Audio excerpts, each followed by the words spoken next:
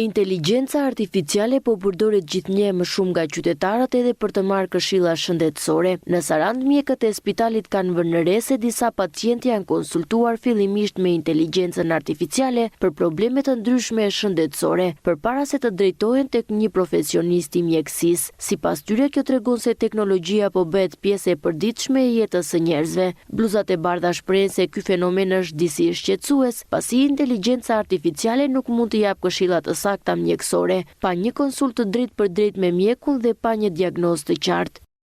Kemi pasur raste, konsultuar me ChatGPT, po duhet të kesh shumë kujdes. Duhet të kesh shumë kujdes sepse pavarësisht informacioneve që mund t'i japi ChatGPT-ja, duhet patjetër konsultë e mjekut. Pjesa e njerëzore është e pazëvendësueshme në mjekësi. Duhet patjetër të konsultohen me mjekun sepse ata nuk kanë kapacitetin e dur dhe informacionin e dur që të kuptojnë ato që ju thuhet nga interneti dhe shpeshherë mund t'i krijojë panik.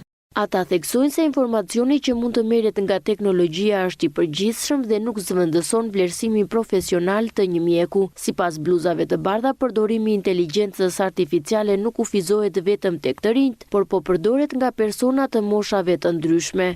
Dhe moshat mesatare, më thënë, përveç moshave të thyera që nuk është se kanë shumë aksesi në internet, moshat e reja dhe moshat e mesme e përdorin.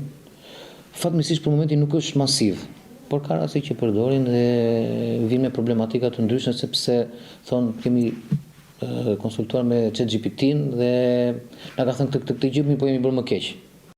Mjekët rekomandojnë që për çdo shqetësim shëndetësor qytetarët të paraqiten pranë mjekut të familjes në mënyrë që të marrin këshillat dhe trajtimin e duhur.